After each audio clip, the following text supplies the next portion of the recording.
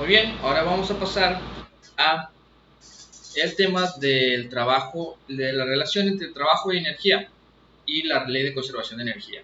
Bueno, ya una vez que sabemos cómo trabajar con el concepto de trabajo, hay que darnos cuenta del siguiente teorema de trabajo-energía. El teorema de trabajo-energía lo que dice es que cuando una fuerza F realiza trabajo sobre una partícula, como consecuencia se tiene que se cambia la energía cinética de la partícula. Ahora bien, ¿qué es la energía cinética de la partícula? Bueno, ahorita vamos a ver en un momento. Pero en pocas palabras, cada vez que una fuerza hace trabajo sobre una partícula, entonces esa fuerza le va a cambiar su energía cinética. Es decir, que se va a cumplir esta relación. Ahora bien, ¿qué es la energía cinética?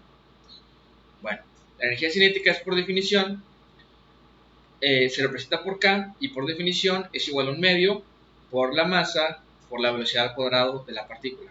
Y también hay una definición para energía potencial que se representa con una U y que es igual a la masa por la gravedad por la altura con respecto al suelo de la partícula. Estas dos energías lo que significan es, esta energía es la energía que tiene una partícula debido al movimiento de dicha partícula y esta energía es la energía que tiene una partícula debido a su posición respecto al suelo en un campo gravitacional. ¿Okay? Y además también tenemos la definición de energía mecánica total, que es la suma de ambas energías, la energía cinética más la energía potencial, se conoce como energía mecánica total. Y la ley de conservación de energía mecánica nos dice que una vez que una partícula tiene una energía mecánica E, como la suma de K más U, esa energía se va a mantener constante siempre y cuando no haya otros factores que estén modificando esa energía. Es decir, siempre y cuando se tenga un sistema cerrado. Bueno, vamos a ver los problemas. El problema A, vamos a leerlo.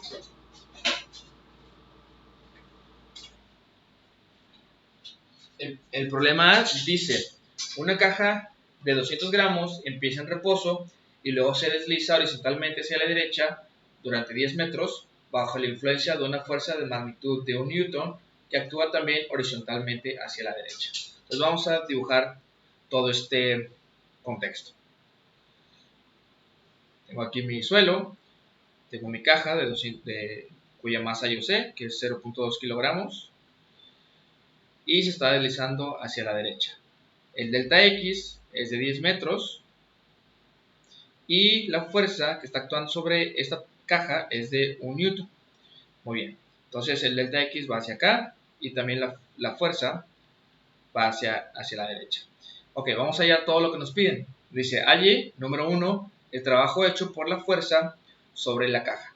Muy bien, entonces yo lo que hago es, escribo la definición de trabajo, que es la fuerza por el desplazamiento, por el coseno del ángulo entre la fuerza y el desplazamiento. Por tanto, esto va a ser igual a la fuerza, que es 1 newton, por el delta X, que es 10 metros, por el coseno del ángulo entre estos dos vectores. El ángulo, como ambos están dirigidos hacia la derecha, son paralelos y por lo tanto el ángulo es de 0 grados.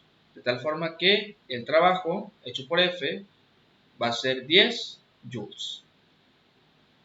Esa es mi respuesta número 1.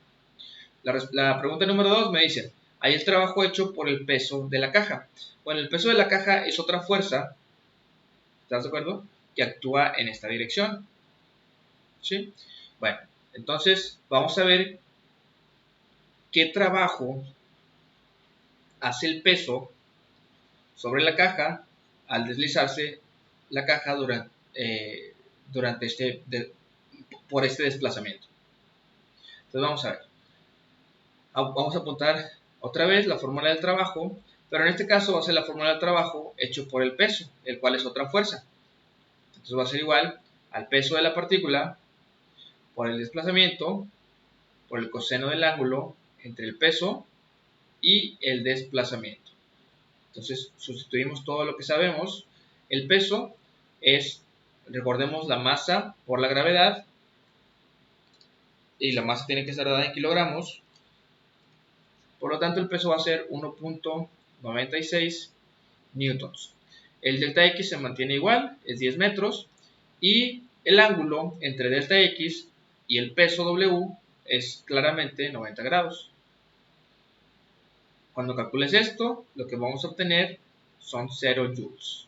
Entonces, el trabajo hecho por el peso es 0 joules. Muy bien, continuamos con la pregunta 3. La pregunta 3 nos dice: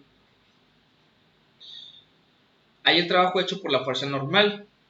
La fuerza normal, como ya recordamos, actúa en esta dirección, es perpendicular al suelo. Entonces, si yo apunto la fórmula del trabajo hecho por la normal, eso va a ser igual a la normal por el delta X, por el coseno del ángulo entre la normal y el delta X, o sea, el desplazamiento. Entonces vamos a rellenar. ¿Cuál es la normal? Pues la normal, como equilibra el peso, va a tener que ser igual que el peso. El delta X se mantiene igual, 10 metros, y en este caso el coseno del ángulo es también el coseno de 90 grados. De tal forma que cuando calcules esto, te va a quedar 0 joules. Entonces esa fue la pregunta número 3. Y la pregunta número 4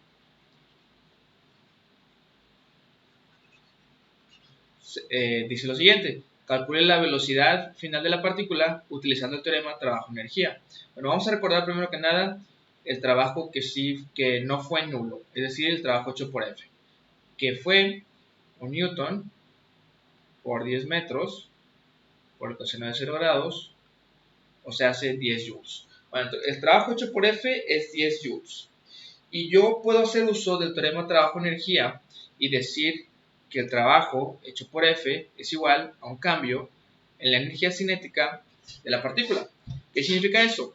Bueno, que el trabajo hecho por F es igual a la energía cinética final menos la energía cinética inicial.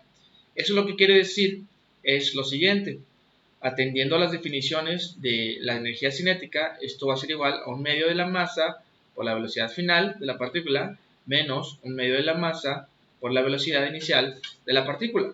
Ahora bien, yo puedo eliminar todo este término. ¿Por qué? Porque la velocidad inicial es 0 de acuerdo a este enunciado. Por lo tanto, vamos a eliminarlo. Todo esto es 0. Y ya por último me queda que el trabajo final, perdón, el trabajo hecho por F es igual a toda esta expresión. Pero yo tengo que el trabajo hecho por F es 10 joules, de tal forma que lo puedo poner aquí. Y me queda un medio por la masa de la partícula, que es 0.2 kilogramos, por la velocidad final. Y eso me permite saber la velocidad final de la partícula usando el teorema trabajo-energía. Vamos a ver cuánto me va a dar. Háganlo por favor, ahí en sus calculadoras.